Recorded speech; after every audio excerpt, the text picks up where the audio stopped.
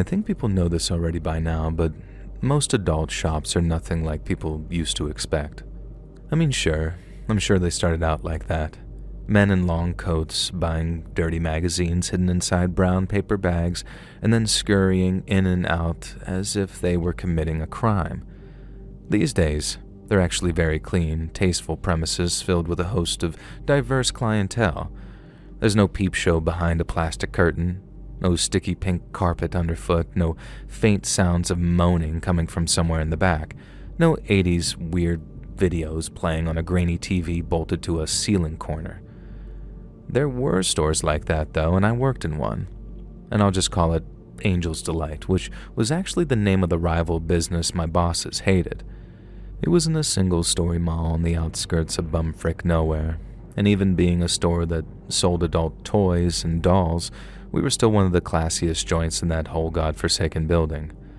I don't like to speak badly of others, but man, some of the motley crew that I got to know during my years in that place.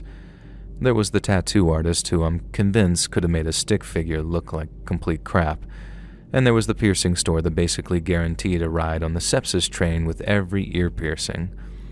The liquor store where, rumor had it, the liquor was the least intoxicating thing they sold. Then there was the inexplicably high-fashion boutique run by an elderly, very conservative couple who were about as fire and brimstone as you could really get. And yet, every Friday night, they'd come into Angel's Delight and buy some of the most specific adult films we stocked. "Just doing our part to get this smut off the streets," the husband would say to me every single time while the wife clicked her tongue disapprovingly. If it was really for that purpose, then tell me, why did they only rid the streets of adult films that featured a very specific whole, a very specific racial combination, and came from a very specific production company whose movies had a serialized plot? Maybe they watched it for the articles. Genuinely, I heard about the articles so many times that I lost count. And my dude, I work here. I don't care. I'm not judging you. Hell, if you didn't slither in to buy hardcore adult mags, my bosses wouldn't be able to pay my wages and I'd have to take out student loans just to get through college. And that's why I was working there. I'd attended college for 1 year, and the crushing anxiety of even a partial student loan for that 1 year had led me to put school on hold and spend a few years working to earn enough to pay the rest of my way through.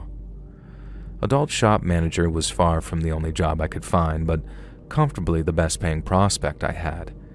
You'd think that a position in a shop like that would be easy to fill, haha, but when I first got the job, my bosses told me that I'd been only the second applicant. When I asked about the first, all they said was that some people were such big freaks that they could even scare away the hardcore fantasy crowd, and I didn't ask any further questions, just sort of snapped up the opportunity. And after a few years there, I was genuinely considering whether I wanted to go back to college or if I should focus on this career in this industry. Things are really going to pop off throughout the 2000s, my bosses said in 2002. Things were really looking positive for the brick-and-mortar adult shop field. And yeah, I'm glad I decided to go back to college the following year, and the event I'm going to tell you about played a big role in sending me running back to academia. It was an entirely unassuming fall Friday at the mall, a couple of hours from closing time, and we stayed open later than most stores due to the nature of our business, and other premises in the mall had already shut their doors for the night. Mr. and Mrs. Fashion Boutique had already been and gone with their latest VHS acquisition. The day was winding down nicely, and like I said, most of our customers kind of snuck quietly into the store. Not this guy. The front door came flying open with such force that I discovered that it had permanently broken the chair of the little bell that hung above it, and that was the least of my worries, though. The guy came sort of stalking through the store. He was tall, really tall, easily 6.5 feet tall, but he wasn't big. He wasn't muscular or broad, just very lanky, not really imposing or anything, kind of gangly, and if he hadn't burst in like that and stormed toward the counter, I wouldn't have thought anything of him. Instead, I had to, because he got all up in my face, slamming down a brown paper bag he jabbed toward me with his finger. "This product is defective, and I'd like to return it for a refund." I rolled my eyes visibly and gestured to the huge no return sign on the wall over my shoulder. "You can return this," he insisted. I knew better than to reach into any brown paper bag purchased from Angel's Delight.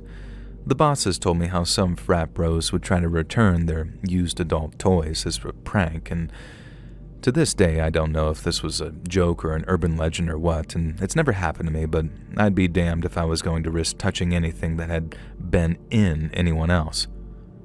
What's the item?" I asked. "Can you remove it from the bag?" The guy sighed theatrically and took the product out of the bag. I didn't recognize it immediately, but he flipped the box over and I saw that it was an inflatable rubber mask. Kind of like a GIMP mask, but made of stretchy latex rubber.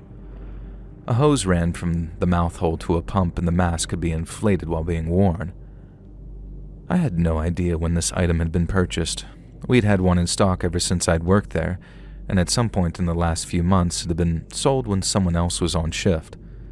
I knew it had to be over a week ago because I noticed it was gone from the wall by then. "What's wrong with it?" I asked. The guy fumbled with the box, not out of embarrassment, I don't think, but anger.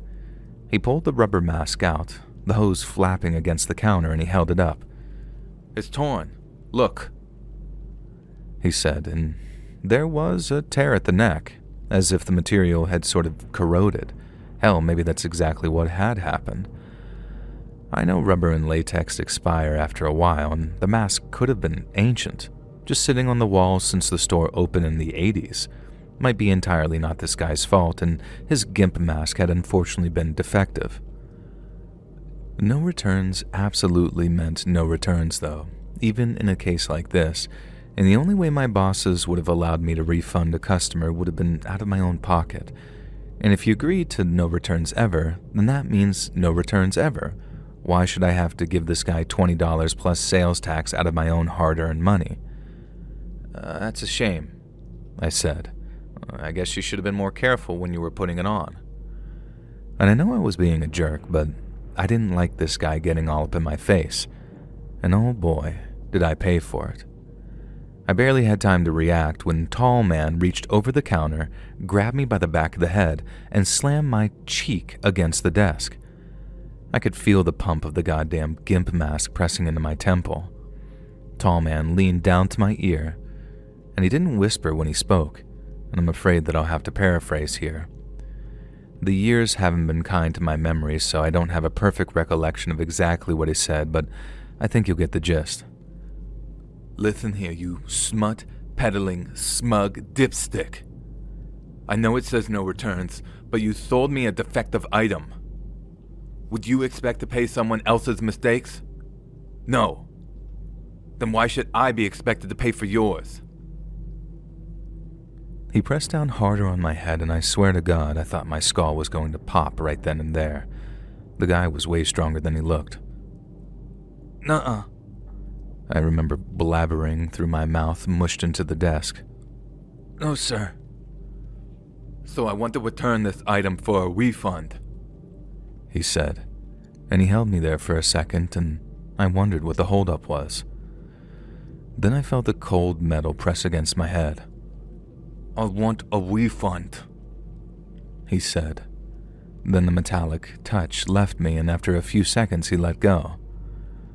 When I straightened up and could see properly, I didn't see a gun on him, and like most people in October, he was wearing a long coat, and to this day, I can't say for sure that this angry adult shop customer had held a goddamn gun to my head over a $20 inflatable GIMP mask. I'm not sure. But what I can say for sure is that he got his money back. Hell, I gave him $30 because I was shaking too much to count out the right amount. And then it was like his whole demeanor changed. He brightened, smiled, thanked me, and then left the store. And he even took that mask in the bag with him. And so I couldn't even prove to my bosses that any of it had really happened. Not that I would have called the cops anyways. Not in that mall. Not when I was working at that store. It wasn't the really kind of place where you even bothered with the cops. I did tell the bosses about it though, expecting them to probably doubt me, but when I described the guy, They seemed to know exactly who I was talking about. "Oh yeah, him," the one boss said. "He can get like that sometimes," the other boss added. "Next time, just process the return." Now that night I decided that I'd saved up more than enough money to go back to college, and so the next day I handed in my notice, worked out my next 60 days, and then left that mall adult shop industry and never looked back.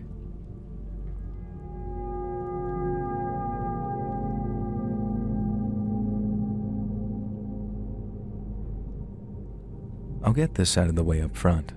My name is Paul, and I was a mall cop. You'd think this would have been unbearable, but I served my stint as a security guard at a certain small-town mall in the 90s, so I'd left the job before the movie came out. I worked in private security now, but back then I was employed directly by the mall. It wasn't a huge mega mall by any means, but it had a couple of stores, about 20 stores in fact, and a food court, and a central fountain that the kids would throw coins into and make a wish. What this mall did have was a huge warehouse complex at the back. This is one of the big draws for businesses in the mall. They got a portion of the warehouse area as part of their lease to store stock and what have you, and some of them didn't need it and others took advantage of it. Then other local businesses would lease warehouse space to store their own goods and items. The point is, this mall had a large maze of interior storage units out the back, so the area of the mall that shoppers saw was maybe only 40% of the property. Shoppers would stroll around browsing Radio Shack or Borders or that one store that always stuck out to me, Gadzooks, all sorts of clothing stores too.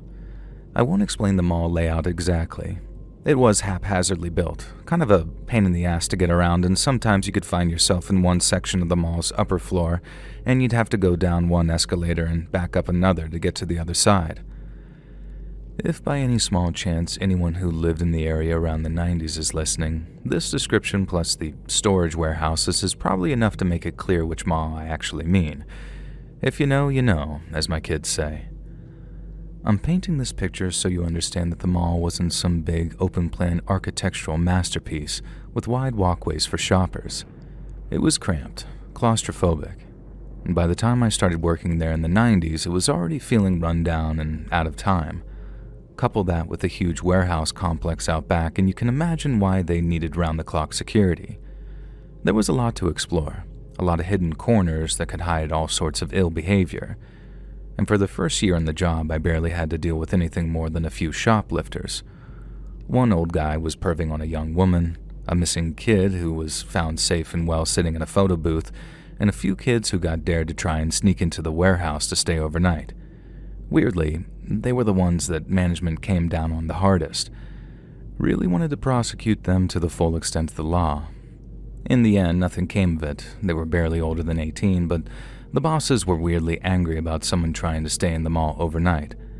I guess when you think about it, they could have caused untold damage, but like I said, we were a 24-hour security detail, so one of us on shift would have caught them pretty quickly.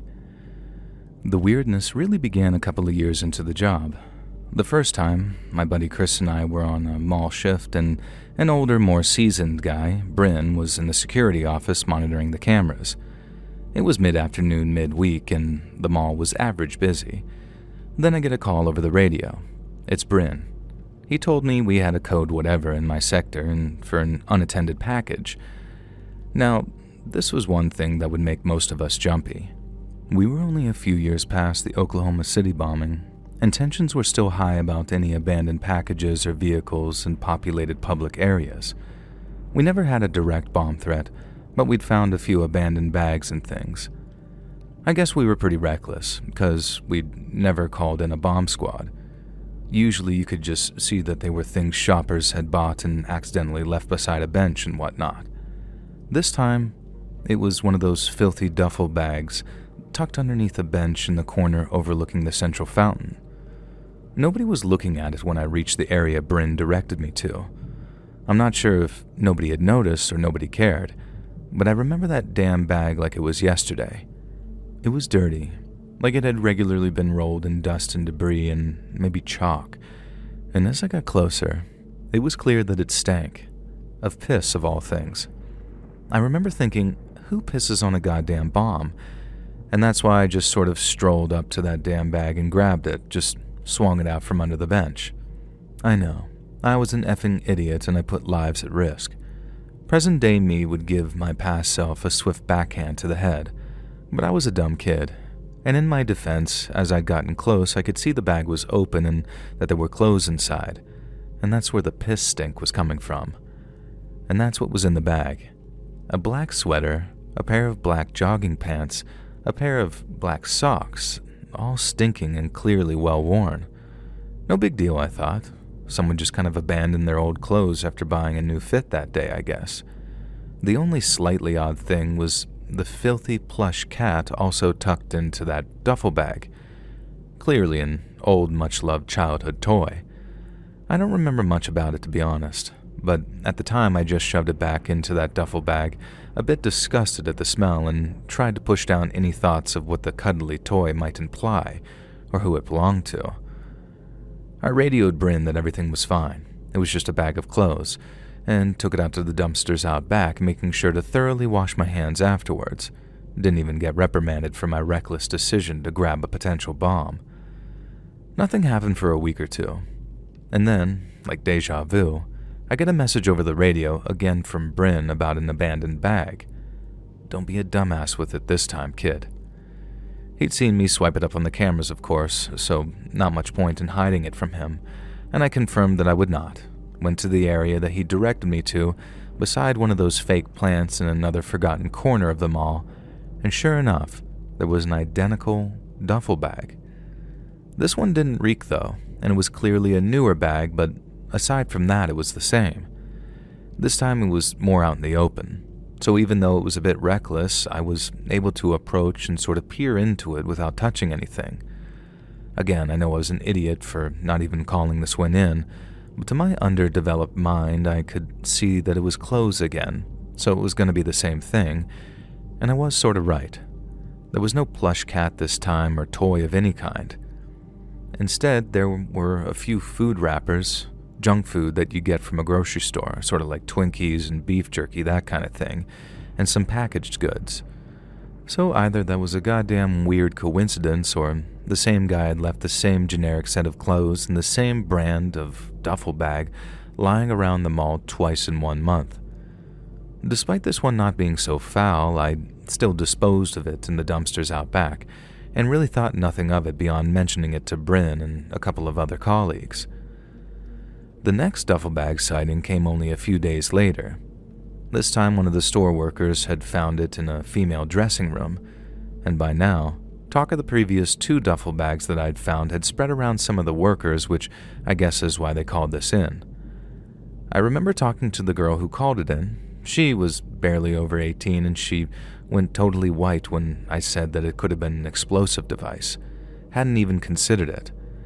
I acted all macho and sort of stern about it, like I'd been the picture of responsibility when I'd found mine. Yeah, not really. The girl had already opened the bag, so there were no surprises this time except for the smell. This one stank even worse than the first one. Really old, musty, rotten almost. Thankfully no piss this time, but that didn't make it better. The girl looked like she was about to puke, so being the gallant, manly security guard that I was, I took it off of her hands and, you guessed it, to the dumpster out back.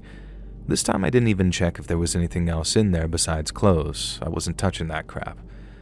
And so by now, we've had 3 abandoned identical duffel bags with 3 abandoned identical sets of clothes. I think it was Chris who first brought this up one day on break. And due to the job, it was rare for us to take breaks at the same time as each other, but for some reason that day, we were. Maybe there's someone living in the mall, he said. He was joking, but I latched onto it, coming up with arguments about why that could be right, how it made sense, etc. In the end, I think Chris kind of got annoyed with me and left, telling me that I was some conspiracy theorist or something like that, and maybe he just didn't want to deal with the possibility. But no, hear me out. My logic went like this. 3 identical duffel bags, 3 generic identical outfits. 2 of them had clearly been dumped because they were stinking and old. And who knows about the middle bag? Maybe there was some damage to the clothes that I didn't see because I didn't exactly examine them or anything. Maybe the guy had crapped his pants that time, who knows? So I started putting together reasons why the details could be the way that they were. Because the guy was taking them out of the storage warehouses. They were stock from one of the clearance outlets in the mall. You know the type. Sells cheap clothing, bags, all that good stuff. So this guy was dressing in cheap clothing from the warehouse and, what, living in there? When I present it all like this, it makes me sound like some crack detective who worked this out in seconds, with one of those boards with red string and all of that kind of stuff. It wasn't like that. It took a few weeks for me to put all these pieces together.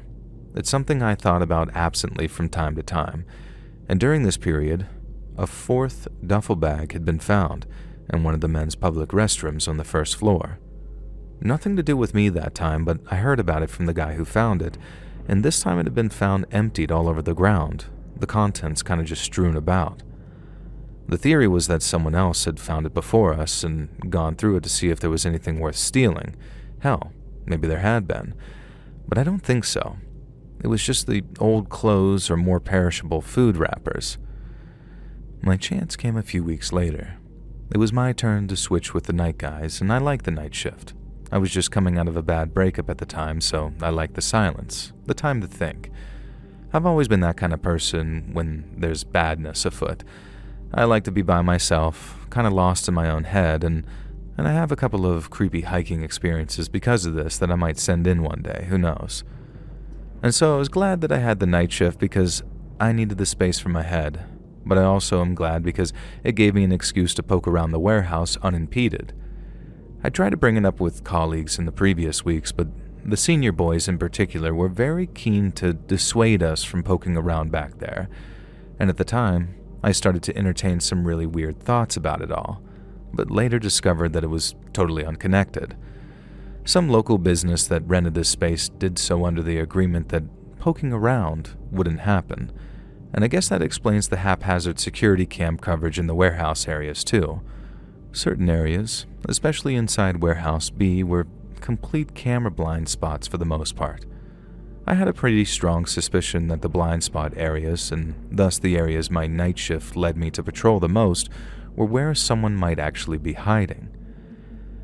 I've told events slightly out of order because I guess I have a flair for the dramatic, and in the weeks leading up to the start of my night shift, I'd become convinced that I was seeing things.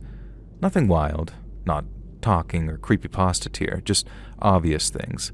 Glimpses of black-clad men carrying that specific black duffel bag, always blending into a crowd or disappearing around a corridor. People whose faces I could never get a full look at, who always seemed to be deliberately keeping just out of my reach. But at the time, I knew that I'd look like a nut job if I pursued that, or even told anyone.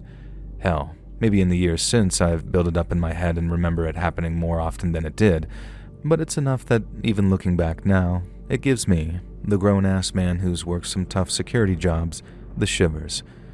There was something about the shapelessness of it. The idea that someone wearing black was sneaking around the mall, my mall, even though they hadn't done anything bad except for leaving stinking clothes around. Well, not yet anyway. So, first night shift, I almost ran to the Warehouse B route in eagerness. Dumb, I know, but when I got there, I kind of paced myself, started walking the route normally. The warehouses had lights, and we were allowed to have them on during patrol, so it wasn't some sinister pitch-black walk through the dark, or at least it wasn't meant to be. I walked the route, probably whistling, trying to look like a picture of doesn't care to who, no idea, and this area wasn't even covered by cameras. But then I started looking a little closer at things. Just take a look, I thought, you know? And I remembered this shelving unit belonged to one of the clothing clearance stores, and I figured that it wouldn't hurt to double-check the boxes, you know, that kind of thing. Like I was trying to convince myself in my own head that I wasn't investigating the idiotic idea of someone living in the back corridors and hidden corners of the mall, because obviously that wasn't happening. How could it have been? Why would someone? But then, I found the nest. Yeah, okay, it wasn't a nest like that, not some creature's lair, but it was a collection of boxes on a huge bottom shelf that had been opened and taped together to form a kind of tiny room. It was barely disguised, and I have no idea how anyone missed it before I found it. To this day, there's a tiny part of me that suspects that he wanted to be found, and specifically by me, because I had been the one to find his first duffel bag. And I'm sure that's just my dramatic side talking again, but, you start to wonder. As mall security, we had these extendable baton things, and I never had a cause to use mine for violence, and I hoped that night wouldn't change that. But I had been waiting for an excuse to extend it with a whooshing wrist flick motion in the line of duty, which I did at that moment, or at least tried to. Of course, that's the time that it didn't work properly and the baton got stuck and I had to extend it by hand, and I'd shown that move off to buddies God knows how many times, and the one time I finally got to use it, I fumbled it. So I approached this obvious nest of boxes. Of course, I didn't know what was inside at this point, just that it was a bunch of boxes taped together, and I could see an opening in a space beyond. "Hey, anyone in there?" I called out. "Mall security. I'm giving you one chance to come out with your hands up." I don't know why I said with your hands up. We didn't carry guns. It just sounded like something I should say. "Yeah?" I called out, or something else, and there was no movement from inside the box, and I reached forward with my baton and parted the flap that served as a door. And holy crapola, the stench. It was honestly like chemical warfare. Jesus Christ, and until that point, I'd had no idea that the simple odor of the human body could end up being that foul. It wasn't soil from a human or anything like that. It was purely the stench of human existence. No wonder this guy, and it obviously was this guy, kept disposing of his bags of clothes. There was a bundle of generic brand sleeping bags in the nest, one clearly slept in and the others used for padding. I mean, the guy had access to all of this backlog stock, so why not? There were also 2 or 3 of the black duffel bags in there, still in cellophane wrapping, and a stack of the generic black clothes that I'd been finding. I backed up a little bit and assessed my surroundings, trying to place which store this particular area of storage belonged to. And then things clicked into place. This shelving area had belonged to the budget clothing store that had gone out of business last year. I guess for whatever reason they shut down suddenly and left their stock behind. And eventually someone would have come to clear it out. I had no idea what happened in a case like that, though. I wasn't a retail worker. I do remember that around then it was unusual, but not unheard of, for a store to suddenly shut down. And clearance generic brand clothing sold cheap. You don't have to be a genius to connect that kind of store with sweatshops. So who knew what possible reasons could have led to a shutdown and abandonment of stock? Now, leaning back in, covering my nose, I tentatively peered into the den that my squatter had been inhabiting. Nothing else really identifying or interesting, and I figured that we'd have to call the cops to report an intruder, and they could go through this little living area and the warehouse overall and search for any identification or evidence of wrongdoing besides breaking and entering. I was a security guard, not a detective, and it wasn't my job to investigate the crime, just to stop it from happening. It felt like an anticlimax, but I was relieved to finally have the matter taken out of my hands. As I backed away from the den and straightened up, I realized 2 things at once. 1, the den was empty, which meant the guy was gone. And 2, the den was empty, which meant the guy could be anywhere. And I fumbled for my radio, dropped the freaking thing because of course I wasn't acting like the manly hero I'd always pictured in those scenarios. Then, when I was sure the brick of a unit wasn't broken, I radioed through to the security office.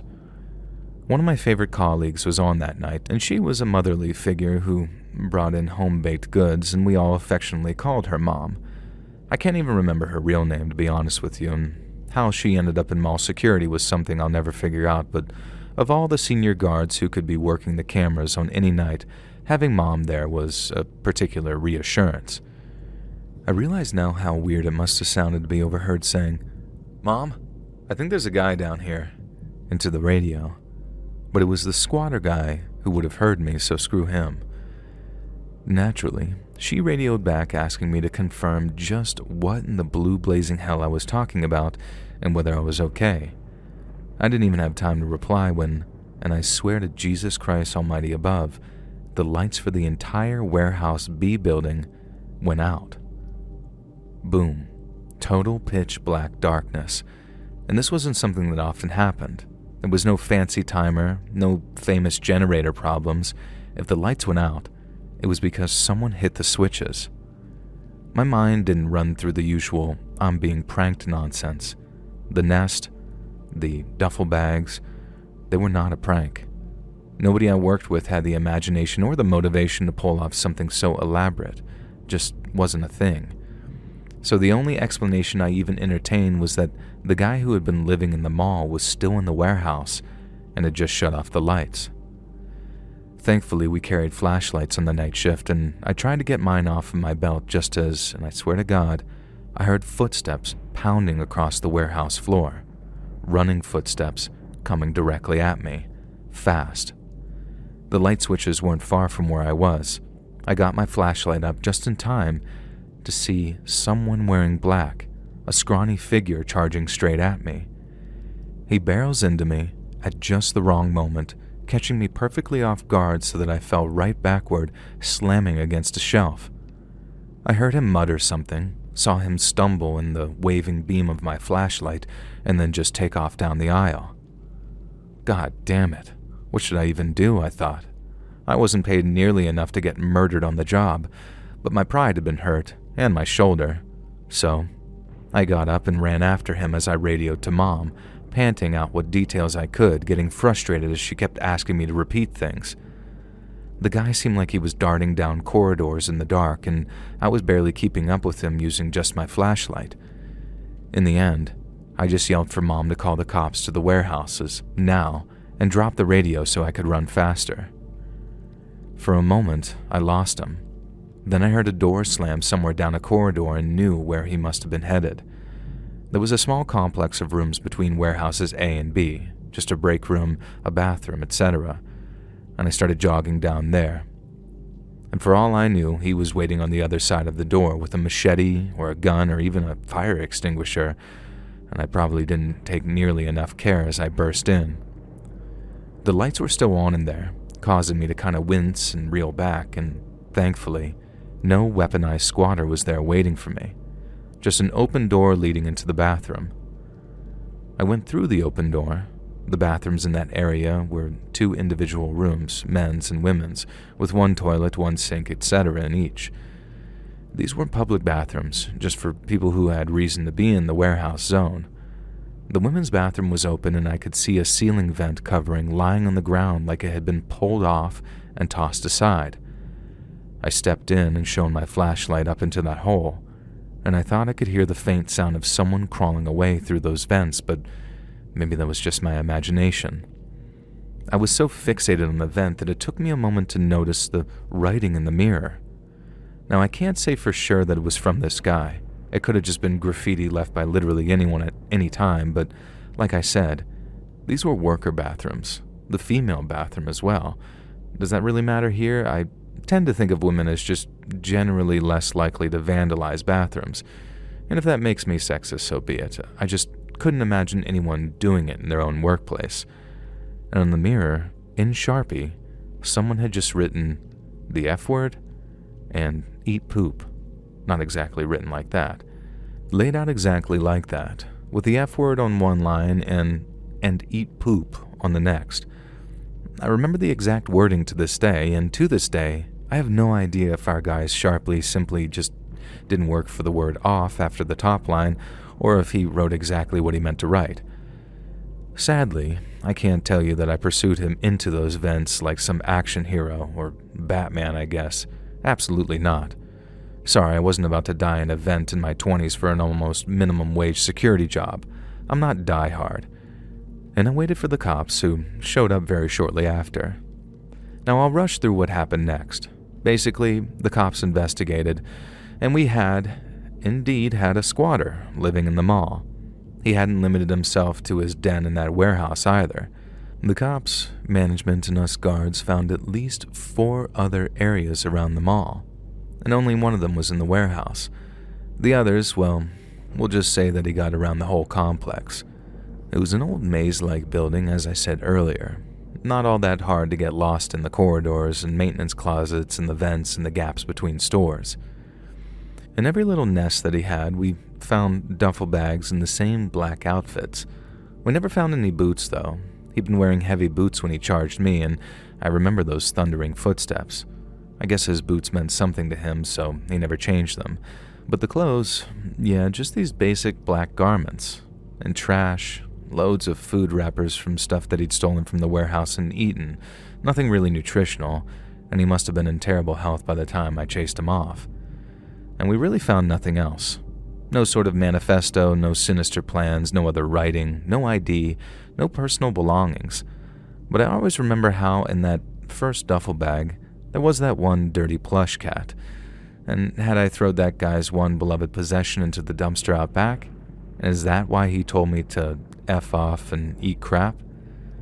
And that phrase became a running joke around the security guards for a while, until, like all things, it eventually fizzled out. It was kind of just easier to focus on that than consider how incredibly creepy and unsafe it was that someone had been living in the walls of the mall for who knows how long. Probably the same reason management was very focused on keeping it covered up. I never found proof that anything truly terrible had happened, but of course the vents and crawl spaces had access to the bathrooms and the private and public ones. There were dressing rooms, all sorts of places for someone to hide, and if they were so inclined, he might even watch. We all publicly agreed that it was better to just not know, as long as he never came back, and you can believe security was pretty tightened up, at least for a while. I left the role about 18 months later, and by then, things had calmed down somewhat. But those of us who had been there at the time still talked about that shadow in the walls, so I really don't have any definitive conclusion about who this creepy, stinky guy was that knocked me over, and I know that's pretty disappointing, but I do know who he was, sort of. As about 10 years later after I left that job, I was in a very different place and position in life. I was in a relationship with someone who would later become my wife, and she was also from the same town. We'd grown up together, but not together, if that makes sense. The kind of relationship where you meet later in life and remember each other. She knew about that mall shadow, obviously, and many of the other bizarre stories. But this one had always stuck with her because she'd been to that same mall many times. Even though we lived across the country by that point, my wife, though we weren't married yet when this happened, still got our local weekly paper mailed to us by her mom. It was sort of a cute thing, but now I kind of wonder if her mom did it purely for this purpose. There was a story a few pages in about a man who had been arrested. His charges were stalking, harassment, and conspiracy to kidnap. He appeared to be an unhoused individual and had been living pretty rough, while repeatedly stalking a handful of women in the area. This time, when they picked him up, they had found a manifesto. According to the newspaper report, it was a notebook that he had just filled with scrawlings about one unnamed young woman in particular. I couldn't find any more about the case online and never really have, even in the years since, and I guess the charges were eventually dropped, or maybe he died or something. He looked very sickly in his mugshot that they printed out, and I only saw his face once, in a sort of frantic flashlight all the way back then, while he was charging at me, so I can't be certain. But I know that was him. That was the guy who had been living in those dens throughout that goddamned mall. And it just goes to show you that you really never know who's out there. You may never find out what people are thinking or what they might do if pushed just the right way. And sometimes just thinking about that keeps me up at night more than any confirmed murder or direct act of violence. Just the idea that it could happen at any time, from anywhere.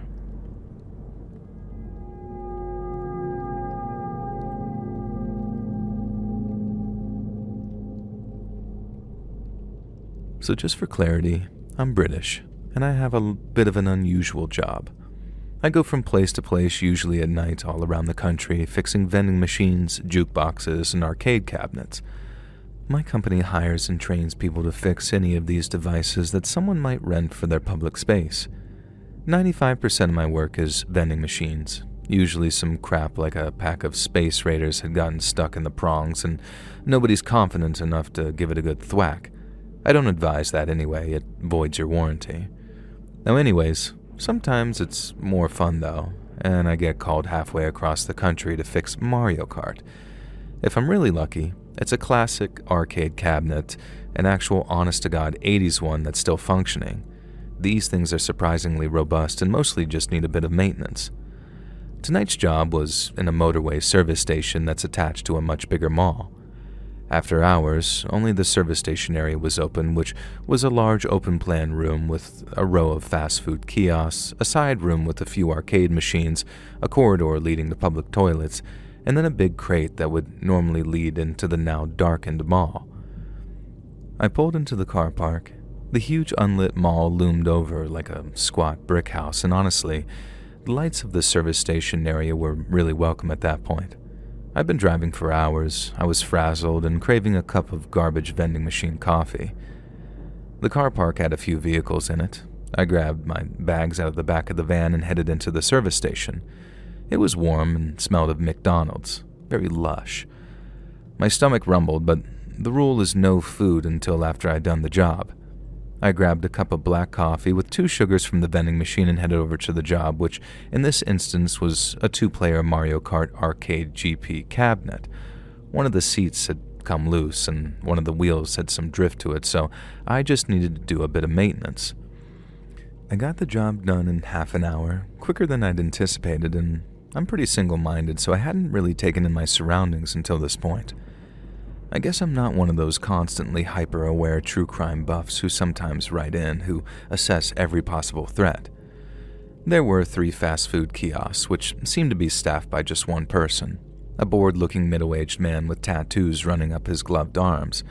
In the back corner sat a group of people in hoodies who I guessed were teens, and then at a table in the middle sat 2 women, maybe early 20s. They seemed nice, so I smiled and nodded to them and then headed over to grab my usual filet-of-fish meal order. Yeah, I'm the one who orders that. I got the food from the grumpy fast food worker, sat down, and began chowing down on my fries. I was about halfway through the meal when the group in the corner got up from where they'd been huddling. When they stood, I could see that they were all decently tall, except for one of them who was particularly short. Nothing unusual, just notable, and made me doubt that they were actually teenagers anyways. My heart fell when I saw that they were all wearing masks. Again, nothing ridiculous, just scarf-type masks pulled right below their eyes and hoodies pulled down low. You know, the usual picture the British tabloids paint of knife crime hoodie youths. In my experience, though, that's mostly scaremongering and bluster, so if anything, I thought this was a wind-up. At least I really hope so, as the group of 4 made their way over to my table. They stood there facing me, no speaking, nothing. "Can I help you, fellas?" I asked, and I was trying to sound polite and not rattled, and I'm not exactly some weakling, but I'm not eager for a fight either. I was trying to catch the eye of the girls at the center table to see if they were in on it or anything, and the hoodie gang stared at me. Then one of them lunged forward and shoved the table. Not hard, but enough to try and make me jump. Absolutely classic school bully behavior. "All right, lads. I'm just trying to wind down after work. Don't want any trouble. Be on your way now." I thought I heard one of them giggle like that was hilarious. Idiot. The one who shoved the table leaned in and said, "You got a problem, mate." He hissed. Oh, okay. They were angry little lads with something to prove. "No, mate. Just trying to eat my burger." "No, mate. Just trying to eat my burger," he echoed. Just trying to eat my burger," one of the other tall ones said. The third tall one slammed a gloved fist down on the table, and my drink toppled over and I caught it before it could hit the floor. "Come on, lads," I said. "It's not worth it, is it?" I hadn't noticed the short one circling around behind me while the others distracted me. Hands fell on my shoulders. "Not worth it." And the voice was quiet, and I couldn't tell you if it was a girl or a little kid, and my gut says that it was probably a kid, maybe both, probably why I didn't immediately respond with a swift over-the-shoulder elbow. "All right, forget this," I said, standing up. The hoodie behind me had to jump backward to avoid getting hit by the cheap service station chair. I grabbed my bags and made my way to the entrance, and of course that gang followed me. "Oi, bud, Us sticking around." They jeered. But I was over it. I'd dealt with my fair share of schoolyard bullies and, well, obviously school, but I was way too old for this bollocks, even if it meant abandoning a McDonald's. And as we walked into that car park, I hoped that the service station worker would have the sense to lock the doors behind the gang, or maybe these kids were known to the service station folk, I suppose. Maybe this kind of thing happened here all the time. And as I fumbled at my van for the key, I saw the two women looking at us from the window. The gang were in the middle of the car park, about 5 or 6 meters away from me, and they were just watching me. I didn't want to turn my back on them by going to the back of the van, so I opened the passenger door and threw my bags onto the seat, keeping my eye on them. I did slip a socket wrench out of one of the bags, though, and hid it up my sleeve. "All right, I'll be off, lads," I said, backing around the van to the driver's side. I thought it would probably be better to keep engaging them instead of acting too scared. "Keep up the bullcrap, I guess." And they stood there and just simply watched as I got into the van, and I gunned that engine and put it into reverse, and I thought that I was going to get away scot-free. Then suddenly, they charged toward the van, just ran at the bonnet, slapping on it, hooting and hollering like some hyenas, and I jumped visibly and they just laughed harder. They had no fear at all that I might just drive into them or anything, so I slammed down on the pedal and peeled backwards in a U-shape through the almost empty car park and drove off. They chased me as I turned, slapping and banging on the side of the van a few times and then sank back into the darkness. Maybe I should have just run them over, but I bet that would have worked out worse for me than them, especially if one of them really was some kid. I stopped at a later service station to see if any damage had been done, and there was a big, thin gash along the side of the van. It definitely looked like it had been scraped with a knife. I spoke to my boss and then did call the cops, who said that there was always trouble at that service station and they'd swing by. I never heard anything about it, though. The thing that terrifies me is that I'm not convinced they intended to let me get away. The way they lost control at the end there, like these wild beasts.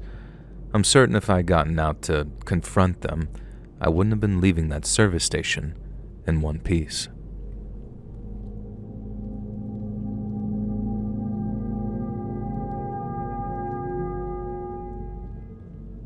I live in a country where certain bad things are even more taboo than they are in the West.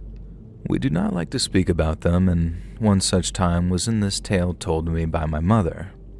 In my municipality, there was a local shopping center that had recently been torn down, and I remember that when I was small, I used to visit this mall, and it was filled with smiling, laughing faces, people buying things, having a good time. I remember there was a food court on the bottom floor with all sorts of sights and smells that captivated my young mind, cookies baking in a kiosk that smelled delicious, and cuisine from all over the world. I loved going to that mall, running about and looking at all the stores, and I recall this huge spread of goods and services, from colorful children's toys to beautiful clothes we dreamed of wearing someday. And to me, as a child, this mall seemed like a magical wonderland, and trips there with my mother, father, and siblings, or with friends and their parents, were always very special and happy times. Now, when I was about 6, we were told that the shopping center would be closing down, and I remember crying. I knew my father worked there, and I believed that the mall closing would mean that he would lose his job. But no, he did not work for the mall itself. He was the manager of a chain store inside, and he had recently been promoted anyway. I soon forgot about my sadness, the mall, and moved on to other things as I grew up.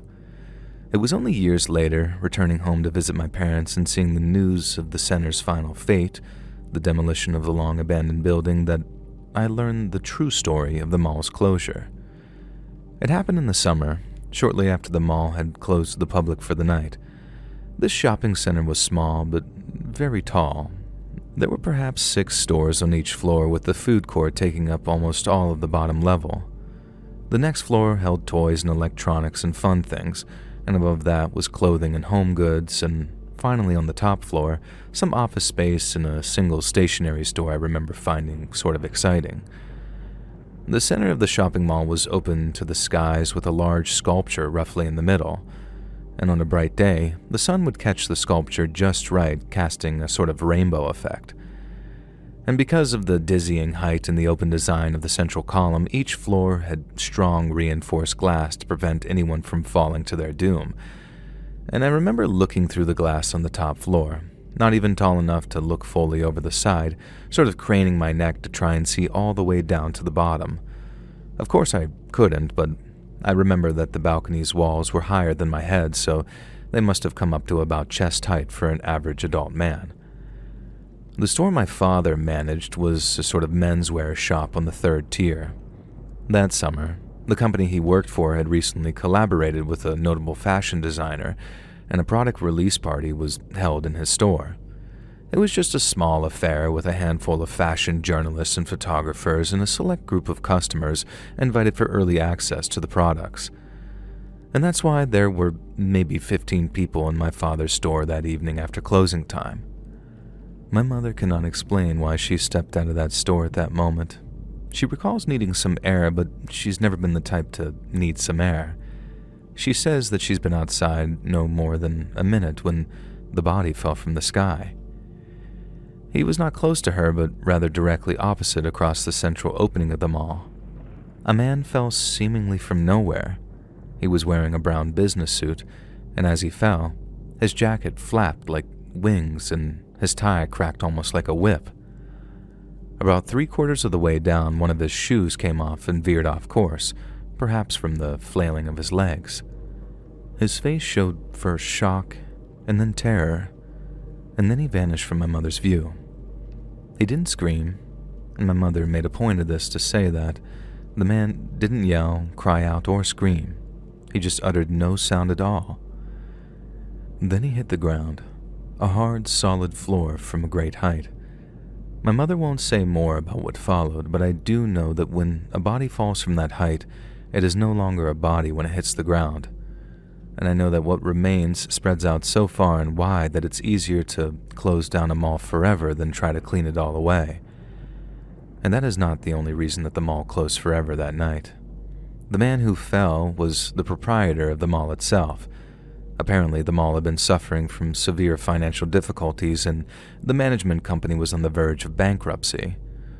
What this would have meant for the mall or for the stores operating within it, I'm not sure.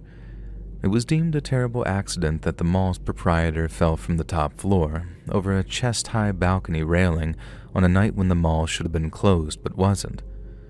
Perhaps he forgot that and was leaning over to adjust or clean something when he slipped. Perhaps contrary to what authorities believed, he was not alone that night. Or perhaps something else happened, deliberate and personal. But out of respect for the deceased's family, in a place like the one I grew up in, when a tragedy like this occurs, you learn what is and isn't okay to speculate about. All that's left behind is an abandoned building, now reduced to rubble, and the memory of the man who fell from the sky. Hey friends, thanks for listening. Click that notification bell to be alerted of all future narrations. I release new videos every Monday and Thursday at 9 p.m. Eastern Time. And there are super fun live streams on Sundays and Wednesday nights. If you got a story, be sure to submit them over at my email at letsreadsubmissions@gmail.com, and you might even hear your story featured on the next video.